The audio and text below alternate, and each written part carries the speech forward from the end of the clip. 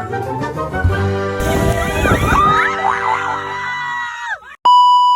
mga ate ko, panibagong araw naman tayo at panibagong buhay. At ngayon nga, birthday nga pala ng kapatid ko. Abay, pagod na naman ang ate base nyo. Diyos ko, nakakaloka na naman ang maghapong ito.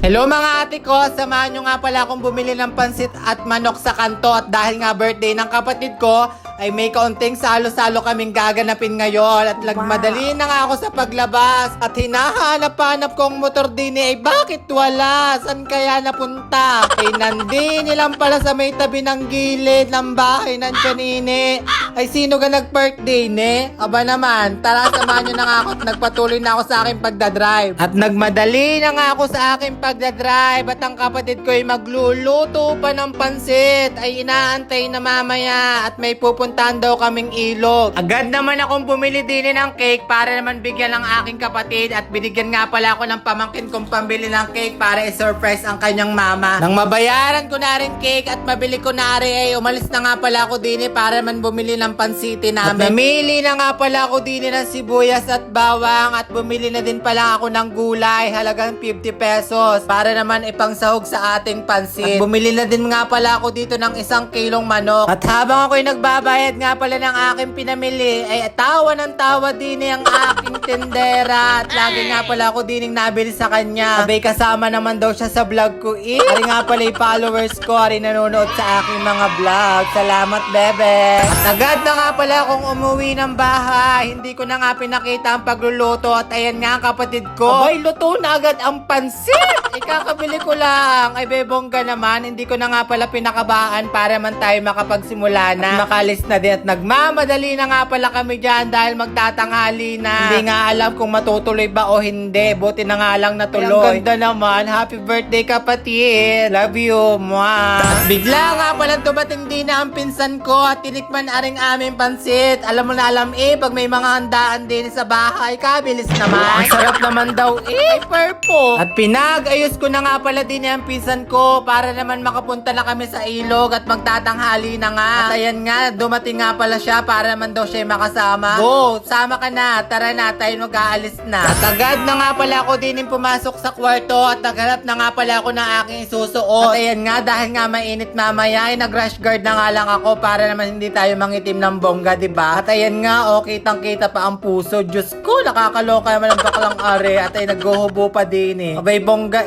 naka-ready na talaga. Aalis na lang, inaantay ka na ng service. Let's go, tara na.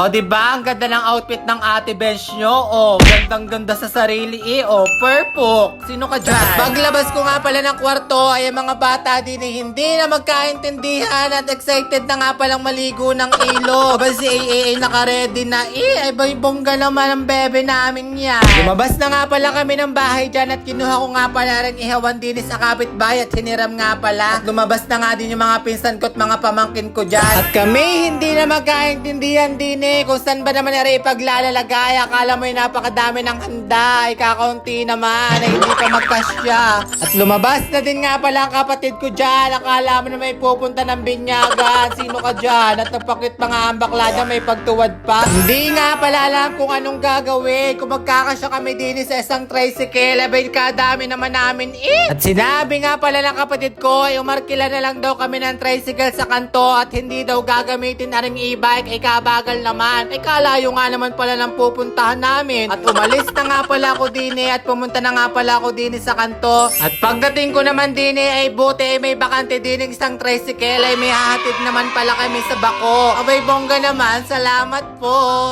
Agad-agad na nga pala ako din umuwi at ang mga kapatid ko kita ko nga pala din katal na at ligo na daw. Diyos ko naman, hindi pa mag-antay. At ayan nga, dumating na nga pala si Kuya dyan at kami nag-ayos na ng mga gamit at kami maalis na. Talagang ligong-ligo na. Tara mga ate ko, mag-ilog tayo. At sa wakas ay nakahanap na din naman ng tricycle namin sasakyan at ayan nga, umalis na nga pala kami dito. Hindi ko na nga pala namalayan na napakalayo pala ng aming pagbiyabiyahe din halos 1 oras na kami nakaupo din sa tricycle ay buti na nga lang pala nakita ko na napakaganda na nga pala ng tanaw nakala mo na may nasa Baguio ay nasa Bakulan pala kami. Nakakaloka, Diyos ko. At wow, ang ganda ng bundok. Mount Halcon yarn. Bongga purple. At nakita ko nga din ang mga sign. Alam kong malapit na nga pala kami din kaya nagdiretso na nga pala kami din. At hindi na nagkaintindihan mali pala ang aming pupuntahan ay hindi pala doon. Diyos ko, balik ang tricycle, nakakaloka. Nadaanan nga pala namin dyan ang Infinity Farm. Diyos ko, hindi namin afford yan. Dumating na nga pala kami din sa resort na hindi ba intindihan kung Delphine ito o Alkamay. At nagtanong nga pala kami din kay ate kung anong resort baga are, kung Alkamay or Delphinity. Diyos ko, hindi pala Delphinity. Diyos ko, nakakaloka. Ko exit ang mga ate nyo.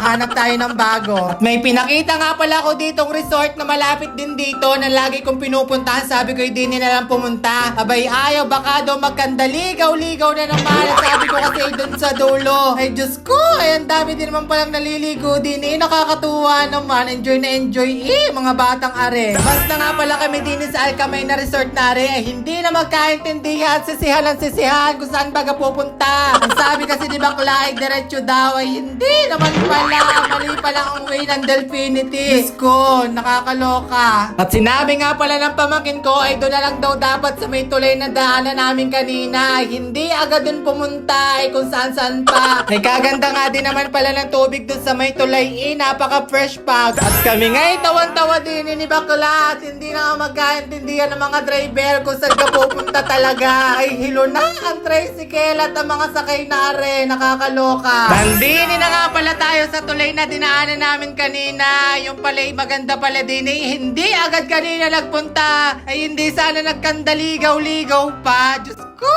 At sa wakas ay nandini na din kami sa may ilog. Ay makakalublog na. Sa dami ng pinuntahan ay di din pala ang bagsak. Nang dumating na nga pala kami din sa may ilog ay binaba ko na nga pala rin mga gamit. At kitang-kita nyo nga pala ay napakaganda din ng view. Sabay nakaka-relax naman din Perpoki ang place, bongga. At daladala ko na nga pala din ang kardero ay kitang-kita ko mga kapatid ko ay nagpipitsura na agad din hindi wala namang pinagagagawa. Dahil naman sa sobrang haba ng aming biyahe ay nagutom na nga kami at kumain na nga kami dyan at ligo-ligo na. At kung saan pa nagpunta ay nagkandaligaw-ligaw na ay di naman pala ang bagsak. At habang nagkakailan nga pala kami dyan ay nilabas na ng aking kimedor ang kapatid ang cake na binigay ng aking pamangkin. Abay tuwan-tuwa naman ang aking kapatid abay napaiyak pa yun. Ay sa drama din naman ang aking kapatid. Best actress yarn. At habang nagkakantahan nga kami din ay bigla naman dumating din si ate. Abay naniningil ng kubo. Akala ko na may walang rent din ay bongga 300 pala. Ginawaran nga pala ng kapatid ko. Sabi 200 na lang daw. Buti at mabait di pumayag. Nakatipid. Sa kukuripot din naman. Nang makakain na nga pala kami din ay inutusan naman ako ng aking kapatid. Ako da'y bumili ng pakwan din sa may labas. May nakita nga pala kami din Habang malayo pa nga lang ako kay kuya ay nagsisisigaw na ng pakwan. Sabi ko yung magkano po ay kami nagsisigawan na din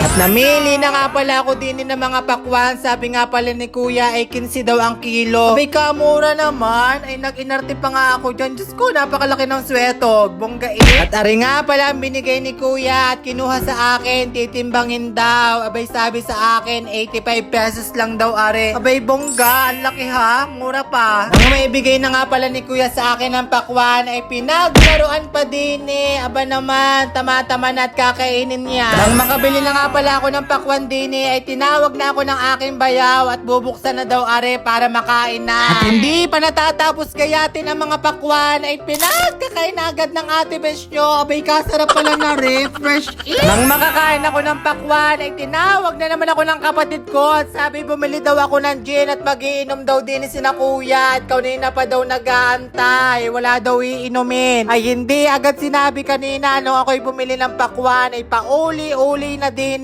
Diyos ko naman. Nang nakabalik na nga pala ako din sa kubo ay pumunta na ako din sa may ilog ay nakita ko ang mga Thunderbirds at ang mga bata ay tawa ng dine ay tatalon daw. Ay yun nga, nagkasubsuba na. Ano ga naman yun? Ay hindi na nakaultaw, nakomatos na ata. At ayan mga ate ko, hindi na nga magkaintindihan sa sobrang init ay napaloblob na din ako din ay napakaganda ng tubig. Crystal napaka-green, purple. Nakita ko nga mga matatanda din ay tumawa na ng tumawa. Akala mo na may napakaganda. Sa sobrang linaw nga ng tubig ay napaswimming na nga lang ako din Akala mo naman si Marina. Nang nakita ko nga nagtatalunan din ang mga bata ay umakyat na din ako. Hindi nagpaawat ang ate besh nyo at susubok tayo. Niyakag ko nga pala din ang kapatid ko. Sabi ko itamalon kami para man masaya. Hindi pa ako makalis-alis din Ang dulas naman ang pag-akyat. Nakakaloka naman dito ha. Daming nanonood sa akin. Abay bongga naman. Perfect Tumalo na nga pala ako dyan at wala nang pag-aalinlangan pa. At susunod nga pala ang kapatid ko.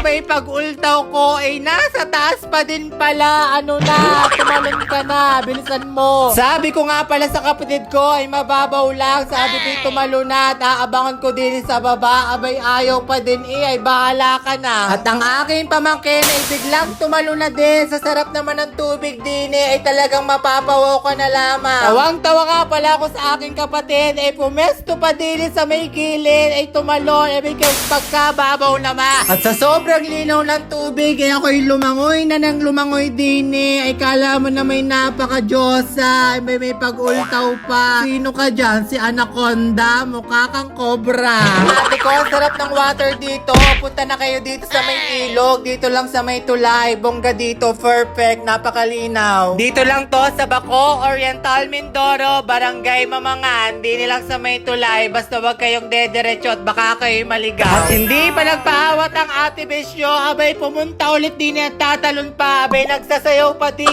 Abay bongga talon. Nang pagkatalon ko ay sumunod naman ang pamangkin ko. Abay hindi din patalo Hindi na magkaintindihan sa paglangoy. Abay napakalalim kala mo napakababaw. Ayan, hindi na makahinga. Sa sobrang saya nga pala namin din ay naghagisa ng tubig. Pati bata napasukan na sa tainga sa kartihan. At ang ate Besyo nga pala ay walang magawa din at ayan nagpagulong-gulong na din sa may ilog. Dahil sa kartihan ay nanakit na ang likod. Ikaw naman ka naman ang gumulong din Ari ipapahilot na lang kay Maylin pagdating. Nang nakita namin ang kalangitan na nagbabadya din ay agad na kaming umahon sa may ilog ay baka kami abutan pa din ng baha ay matetegi pa. At ayan na ang sinasabi sa hula. Bumagsak na nga pala ang napakalakas na ulan. Ang bundok na napakaganda kanina ay hindi na makita-kita. Nakakaloka. Tara na umuwi. Hindi na nakapag-enjoy ng ayos din Ano ga naman yan? Umulan pa nakakabad trip naman. Napasigaw na nga pala din dahil nagkukulugan na ay takot na mga bata ay tara natin di na magkaintindihan. Kitang-kita nyo nga pala din ay pangatal na ang mga tao. Ano ga naman yan? Ang mga kaldero at ang mga pagkain ay nagkasabaw-sabaw na. Hindi na magkaintindihan din kung ano bang pagdadamputin, kung nasaan ba ang bag at nasaan ang mga pera. Ano ga naman pakanaari ay Diyos ko ay nag-uulan na ay kaganda kanina. Pati aring cake na hindi pa nauubos ay hindi na nakaligtas. Kahit bagyuhan din ang pamangkin ko ay nagpasayaw-sayaw pa din Pag-outing namin at mga kasiya namin ay arinaan lang yari. Diyos ko naman. At nagmadali na nga pala kami din sa pag-alis ay baka naman abutin pa kami ng baha. Diyos ko, nakapag-birthday nga naman ay tegi naman kinabukasan. Yan, ilog pa. Sabi magkoko-farm na lamang ay di malapit, hindi nagkagarne. Yung ganda ng ilog din kanina ay parang irrigation na. Bakit naman kasi may pag-ulan pa, hindi pa nakisama. Kahit binabagyo na nga pala kami din ang pamangkin ko ay may pag-cute pa din At kitang-kita nyo nga pala ay sobrang lakas na ng ulan. Yung ganda ng bundok kanina hindi na makita-kita. Nang makalabas nga pala kami din sa bayan ng Baco ay nakita ko ay ang araw-araw naman ay hindi na nag-uulan. Ay hindi na ako babalik. At andin na nga pala kami sa aming bahay at kitang-kita nyo nga ang kalangitan ay napakaliwanag para namang hindi umulan Kahit binagyo nga pala kami sa ilog ay tuloy pa din ang laban. Salamat sa Panginoon at nakauwi kami ng ligtas. Kami natatawa na lang sa mga nangyayari At mga pagkain ay magkasabaw-sabaw na. Ay ano na, hindi na rin makakain. Napaka-blessing nga pala ng birthday ng aking kapatid at bumuhos ng malakas na ulan. Abay si Kuya gusto pa mag-inom at nabitin daw at itutuloy daw din Bongga. Kita ko nga pala ang kapatid ko din ay tawang-tawa din kay Kuya na sinakyan namin tricycle at may pagtago pa din ng karne at pulutan daw nila kanina. Abay naka-safety hindi nabasa. Bongga. Yan mga ate ko, hanggang dito na lang ang ating vlog. At sa minamahal kong kapatid, happy birthday sa'yo. Salamat sa lahat ng suporta sa akin. Sana ibigyan ka pa ni Lord na maraming birthday na tayo magkakasama. Love you ate ko.